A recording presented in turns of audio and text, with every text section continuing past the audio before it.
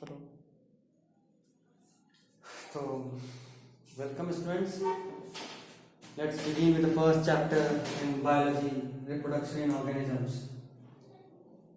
In this chapter, in today's lecture, that is first lecture, we'll be dealing with first some introduction topics, that is about Panchanan Maheshwari, lifespan, and then we'll be moving on to reproduction, types of reproduction, sexual and asexual, and then again in asexual and sexual we'll be dealing with further more types. तो let us begin. देखिए सबसे पहले तो पंचानन महेश्वरी के बारे में कुछ बात जान लें. अच्छा, ये जो टॉपिक है ना Panchanan Maheshwari, it is given. जैसे जब भी आप एनसीईआरटी नोटिस की होगी कि जब भी आप अपना एनसीईआरटी खोलते हो तो उस एनसीईआरटी में फर्स्ट या किसी भी यूनिट को जब आप ओपन करते हो तो उसके पहले एक चैप्टर, एक अलग अलग साइंटिस्ट के बारे में कुछ इन्फॉर्मेशन होता है. तो जब आप नोटिस करोगे उसमें तो उसी में आपको फर्स्ट चैप्टर में पंचानन महेश्वरी के बारे में मिलेगा. और ये बहुत इंपॉर्टेंट है क्योंकि आप लास्ट ईयर में अगर आप देखते हो, दैट इज अबाउट नीट 2019 जो उड़ीसा वाले में हुआ था, उस वाले में एक क्वेश्चन था रामाचंद्रन प्लॉट के बारे में. माइंडेड शायद आपको याद हो, रामाचंद्रन प्लॉट. ये रामाचंद्रन प्लॉट के बारे में एनसीईआरटी किसी चैप्टर में कहीं कुछ नहीं था. It was in class 11th topic, जिसमें कि सेल वाला जो यूनिट था ना, सेल, उस वाले में रामाचंद्रन के बारे में कुछ दिया हुआ था. वहीं पे था रामाचंद्रन प्लॉट, और यही नीट पूछा था कि रामाचंद्रन प्लॉट रिलेटेड किससे. तो actually this is related to structure of proteins. But अभी जब वहां पूछ लिया तो फिर हमें तो सबके बारे में देखना है ना. तो let us begin with Panchanan Maheshwari. इनके बारे में सबसे इंपॉर्टेंट बात जो अपने को जानना है तो वो ये है कि he popularized the use of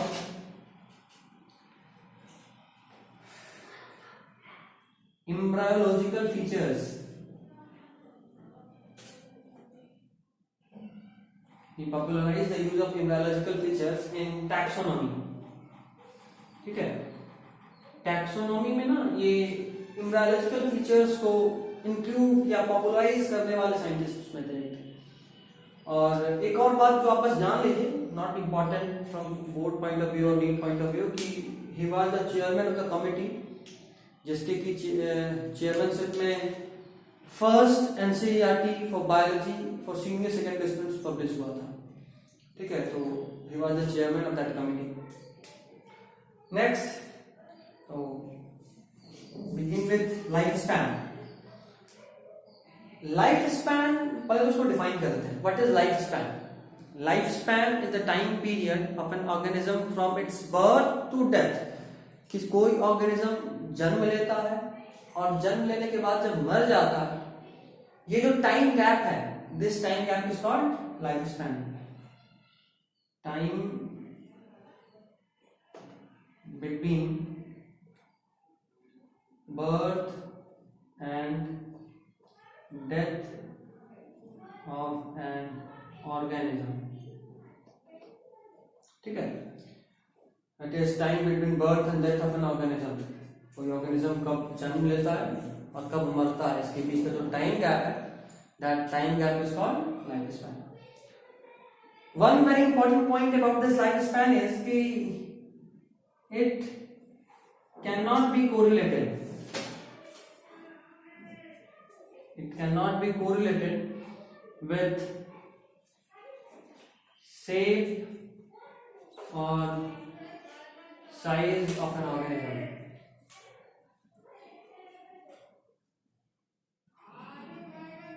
ठीक है, it cannot be correlated, मतलब आप ये नहीं कर सकते कि कोई ऑर्गेनिज्म अगर छोटा है तो उसका लाइफ स्पैन कम होगा, कोई ऑर्गेनिज्म अगर बड़ा है तो उसका लाइफ स्पैन अधिक होगा. No, you can not say that.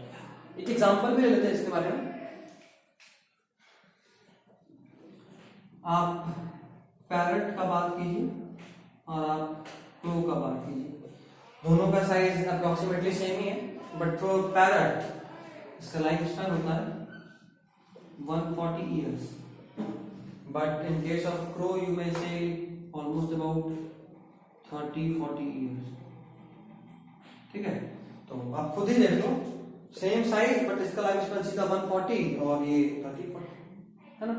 तो it can not be correlated with shape और साइज ऑफ एन ऑर्गेनिज्म, ये अपना सबका डिस्टिंक्ट फीचर है। Next you need to know कि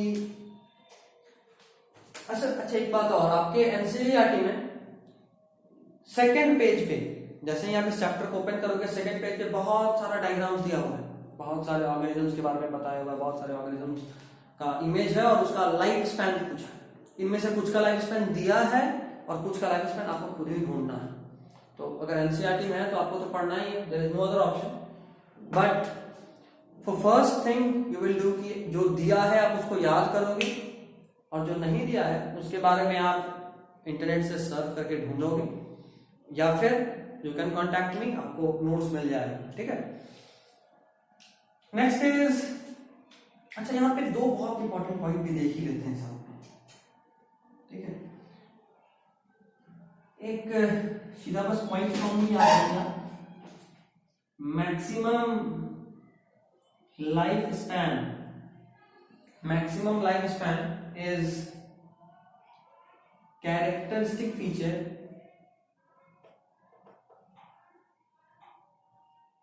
of species, ठीक है। maximum life span is characteristic feature of species while life expectancy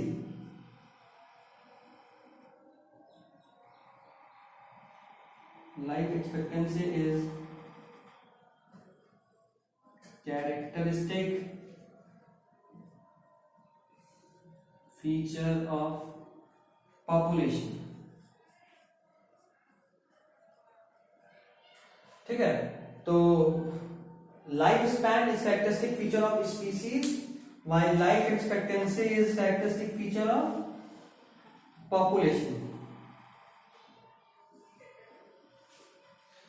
थोड़ा सा समझ देते हैं लाइफ स्पैन और लाइफ एक्सपेक्टेंसी में डिफरेंस क्या है। सबसे पहले तो ये कि लाइफ स्पैन जो होता है वो हम लोग जब जन्म लिए और जब मरेंगे, एक्चुअली में जब मरेंगे, उन दोनों बीच के टाइम डिफरेंस, टाइम का difference is life span. And what is life expectancy? How much time are we expected to live, कितना समय तक हम जिंदा रहने का उम्मीद रखें, दैट इज लाइफ एक्सपेक्टेंसी। और कितने समय तक जिंदा रहे, दैट इज लाइफ स्पैन। तो अगर हम बात करते हैं maximum life span is characteristic feature of species वाले पॉइंट का, तो आप खुद ही सोचो, अगर मेरे पास मान लो ह्यूमन में हम बात करें तो अगर कोई हमसे पूछता है कि अच्छा कोई ह्यूमन कितने समय तक जिंदा रह सकता है, तो हम क्या बोलेंगे? अभी अपने से तो कुछ नहीं कर सकते, तो अच्छा हम लोग एक काम करते हैं, अभी तक में मैक्सिमम समय तक कोई जिंदा रह पाया हो, फॉर एग्जांपल 113 इयर्स मानते हैं, लेट मी बस मान लिया 113 इयर्स की, 113 इयर्स तक ह्यूमन मैक्सिमल जिंदा रह सकते हैं। तो कोई हमसे पूछा कि अच्छा मैक्सिमम लाइफ स्पैन ह्यूमन का कितना होगा, तो यू विल से कि अच्छा 113 इयर्स। तो ये किससे रिलेटेड हुआ? स्पीसीज से। ह्यूमन इज स्पीसीज, आप सीधा स्पीसीज से रिलेट किए। बट अगर हम पूछे लाइफ एक्सपेक्टेंसी, इसके लिए भी एक एग्जांपल है। For example you consider to population of tigers, ठीक है, one is living in wild and other is in your captivity, that is in zoo. एक तो वाइल्ड में है और दूसरा वाला जू में। अगर हम वाइल्ड वाले के बारे में सोचें तो एक समय पहले बच्चा होगा, फिर बड़ा होगा, एडल्ट हुआ, एडल्ट होने के बाद बूढ़ा होगा और बूढ़ा होने के बाद डेथ होगा, ठीक है, लाइफ स्पैन टोटल। अगर वो टाइगर जब बूढ़ा होने लगा, when it is being aged, तो क्या होगा? उसका बॉडी का एफिशिएंसी घटेगा। अब जितना शिकार वो पहले कर पा रहा था, क्या अभी भी कर पाएगा? नहीं, क्योंकि उसका बॉडी उसको सपोर्ट ही नहीं करेगा। तो शिकार नहीं कर पाया तो खाना नहीं मिलेगा, कमजोर होगा, जल्दी मर जाएगा, है ना। बट अगर हम बात करें जू वाले का, जो हम लोग कैप्टिविटी में रखे, वो जब बूढ़ा भी हो जाएगा तो शिकार तो वो भी नहीं कर पाएगा, बट क्या उसको खाने का कमी होगा? नहीं, हम लोग देंगे। अच्छा, उसके अलावा मान लो वाइल्ड में कोई है तो नेचुरल सिलेक्शन तो हमेशा ही होता है। जैसे मान लो अभी कोरोना वायरस वाला प्रॉब्लम है, तो कोरोना वायरस से अभी कौन सर्वाइव कर पाएगा? जिसका इम्यूनिटी स्ट्रांग हो। मींस कि नेचर तो हमेशा ही एक्सटर्नल फोर्स लगा रहा, हमेशा ही पॉपुलेशन को चेक करता है, नेचुरल सिलेक्शन तो हमेशा ही होता है, टेंथ में भी पढ़े, वाइल्ड में भी हो रहा है टाइगर्स वाले में। तो जो वीक होंगे, कोई भी डिजीज फैला मान लो तो पहले मरेगा, और जो कैप्टिविटी में मान लो वहां डिजीज फैला भी, वो वीक भी है, लेकिन चूंकि उसके पास मेडिकल फैसिलिटीज अवेलेबल है, वो नहीं मरेगा। तो दिस इज द फैक्ट। तो अगर हमसे कोई पूछेंगे पॉपुलेशन ए टाइगर का जो वाइल्ड में था, वो कितना समय तक एक्सपेक्टेड टू लीव, तो मान लो लेट इट बी कि हम बोल दिए 40 इयर्स, और उसी वक्त कोई दूसरा बोलता अच्छा the same tiger of the different tiger of the same species जो हमारे कैप्टिविटी में है, जू में है, how much time it is expected to live, तो हम क्या बोलेंगे? 40 से तो बढ़ा ही नहीं, अच्छा चलो 45 साल या 50 इयर्स कह सकते हैं ना। क्यों? क्योंकि हमको ऐसा उम्मीद है जल्दी नहीं मरेगा। क्यों? क्योंकि हमारे पास मेडिकल फैसिलिटीज है, हम लोग सब केयर कर रहे हैं। This is life expectancy. Okay, next let me first clean this board. इसे तो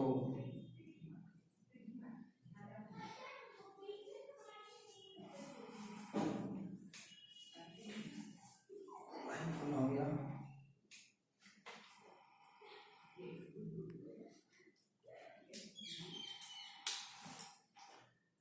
अच्छा, जैसे लाइफ स्पैन की हम लोग बात करते हैं ना, यहाँ पे एक और पॉइंट बहुत इंपॉर्टेंट है। Death is fixed for all organisms except, ये एक्सेप्ट बड़ा अजीब लगता है ना, पहले कहते हैं कि डेथ सबके लिए फिक्स है, फिर एक एक्सेप्ट लगा दिया। मतलब क्या कोई ऐसा भी जिसके लिए डेथ फिक्स नहीं?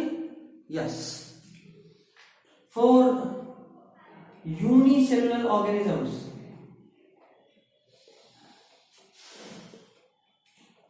There is no natural death, there is no natural death. Means कि कोई भी यूनिसेलुलर ऑर्गेनिज्म अपने से तो कभी नहीं मरता। For example if you consider N amoeba, अगर आप एक अमीबा को कंसिडर करते हो तो आप खुद ही सोचो, एक अमीबा पे बच्चा था, थोड़ा बड़ा होकर एडल्ट हुआ, उसके बाद बूढ़ा होता और फिर मरता। बट एक्चुअली में क्या हुआ? बच्चा अमीबा था, जैसे ही एडल्ट हुआ, अब इससे पहले कि वो बूढ़ा होता वो डिवाइड करके 2 बन गए, और जैसे ही वो 2 बना, आप खुद सोचो उसके पेरेंट का प्रोडक्टिविटी खत्म, लेकिन वही पेरेंट एक नए फॉर्म में 2 अलग ऑर्गेनिज्म में जिंदा है। तो क्या वो मरा? नो, वो मरा नहीं, वो जिंदा है। तो वहां पे नेचुरल डेथ नहीं होता, ठीक है। इसीलिए ये अभी भी दोनों लाइंस सेपरेटली भी सही है। कैसे? तो death is fixed for all organism, सही बात है भाई, होता। And there is no natural death for unicellular organism, ठीक है। नेचुरल डेथ नहीं होता ना, लेकिन क्या डेथ ही नहीं होता? तो no, it is not like that. आप अमीबा को लो, मन कर रहा है तो उसको चींटी की तरह मसल दो, उसके बाद देखो क्या होगा, क्या जिंदा रहेगा? नहीं, मरना ही। तो नेचुरल डेथ नहीं है, but death is there. Life span में in case of animals maximum life span is of tortoise in animal world, ठीक है। अगर आप एनिमल्स का बात करते हो तो इट इज ऑफ टॉर्टोइज कितना? 200 to 300 years, ठीक है।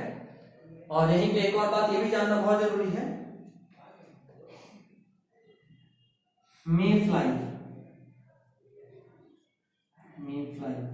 ये बहुत छोटा मक्खी की तरह का ऑर्गेनिज्म है, इसको हम लोग इफीमेरा बोलते हैं। इफीमेरा, अब ये इफीमेरा क्या है, इसी को समझाने के लिए बस इस पॉइंट को लिखा, और इसका कोई मतलब नहीं था। इफीमेरा मीन्स शॉर्ट लिव्ड, क्योंकि इसका लाइफ स्पैन बहुत कम होता है, और क्योंकि इसका लाइफ स्पैन बहुत कम है, mayfly is called ephemera. Okay, तो life span. Next we are dealing with the next topic, reproduction.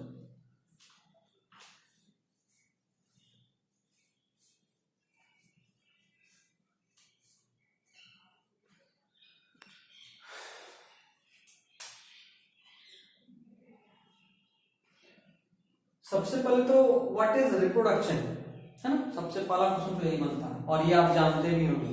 एक बार घर से एक बार बोल लो वरना बोर लगोगे, सिर्फ मैं ही बोल रहा हूँ, आप लोग शांत हो। एक बार रिप्रोडक्शन का डेफिनेशन खुद से रिमाइंड कीजिए। चलिए, reproduction is a process by which an organism produces more of its own kind.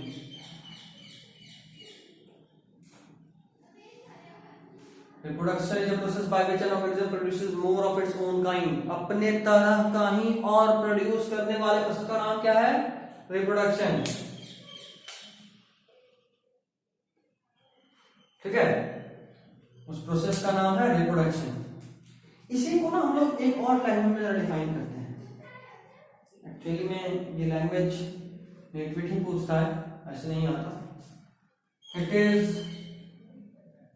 This is a process for maintaining long-term homeostasis.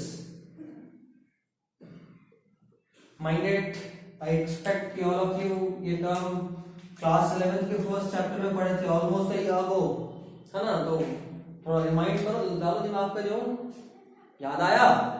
अबे नहीं तो ठोक सिर पे। देख, homeostasis is maintaining constant internal conditions, है ना। लाइफ का सबसे बड़ा फीचर में से एक था होमियोस्टेसिस। जैसे फॉर एग्जांपल हमारा बॉडी टेम्परेचर कितना होता है, हमेशा ही फिक्स, है ना।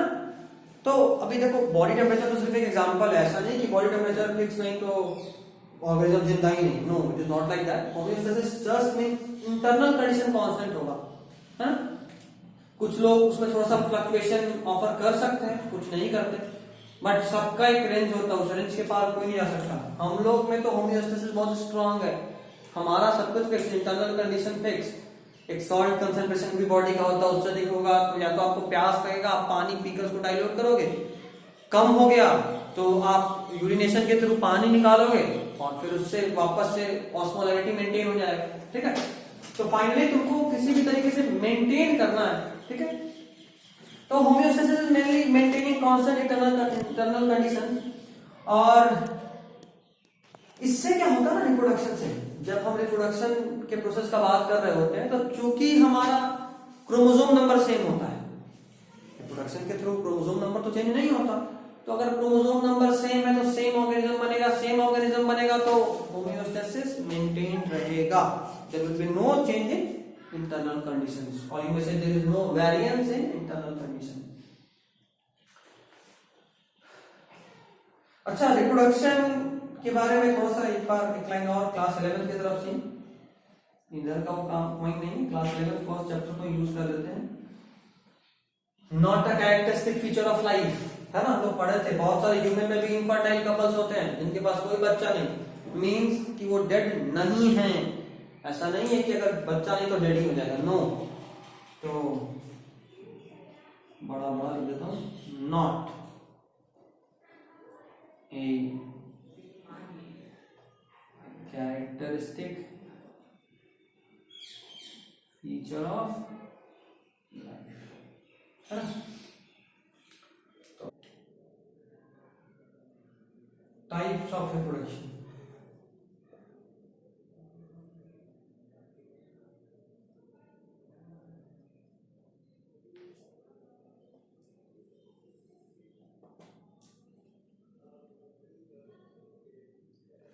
types of reproduction. In types of reproduction, you need to know about asexual reproduction and sexual reproduction, है ना। तो first some other names, asexual is also called apomixis and sexual is also called amphimixis, ठीक है, apomixis and amphimixis. Next, it is normally uniparental. कैसा होता है ये? Uniparental. It is never biparental. And this is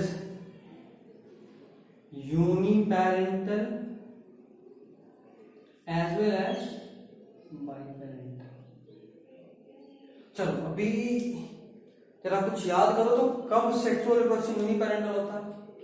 means कि तुमको ये याद करना है कि कोई एक ऐसा एग्जाम्पल जिसमें कि सेक्सुअल रिप्रोडक्शन तो हो रहा हो बट एक ही पेरेंट में. तो माइंडेड ऐसा बहुत कॉमन है, ऐसा नहीं बहुत अनकॉमन है.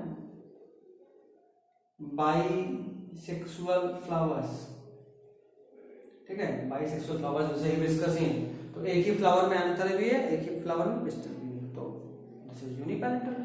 और एनिमल के केस में ना ऐसे लिखता हूं, एंड एनिमल के केस में सिर्फ एक ही है, टीनिया सोलियम, ठीक है, टीनिया सोलियम, तो ओनली इन एनिमल. एनिमल में सिर्फ एक, इसके अलावा और कोई नहीं है जहां पे यूनिपेरेंटल कंडीशन मिलता हो.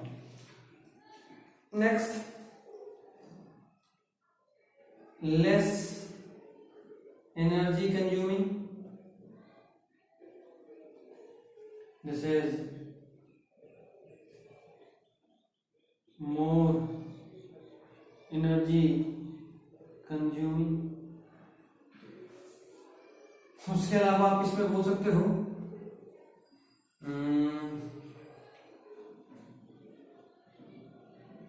Mitosis occurs. इसमें मियोसिस अकर्स, है ना. उसके अलावा यहाँ पे नो वेरिएशन,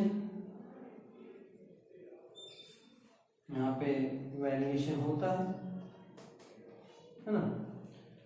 उसके अलावा this is no evolutionary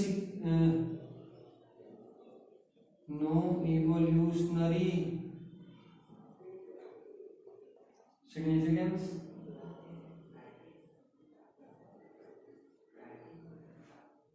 and यहाँ पे has evolutionary significance.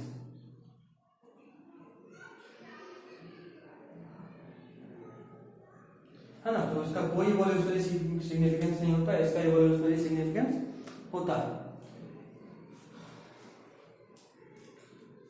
और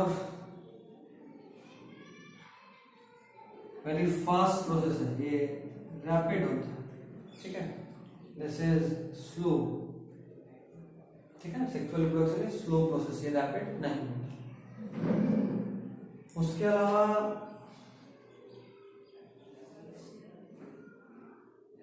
और क्या ले सकते हैं, कुछ है नहीं. बाकी हम लोग फिर जब वापस इंडिविजुअली ये सेक्सुअल और सेक्सुअल पढ़ेंगे तब देखेंगे. तो आज के लिए इतना ही. और एक और चीज जो मुझे याद आ रहा है, बीच में भी याद आ रहा था बट मैं सोचा कि बीच में डालूंगा मिस कर जाएगा.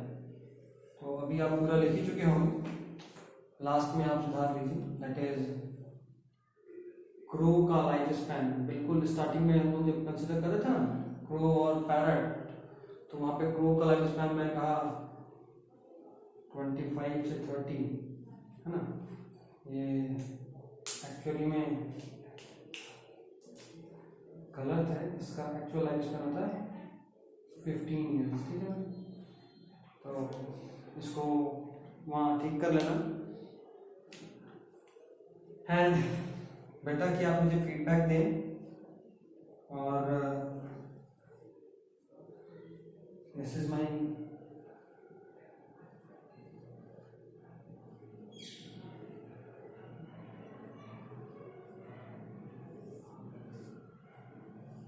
WhatsApp number. तो इन केस कि आपको कोई डाउट हो, you can contact me on this number.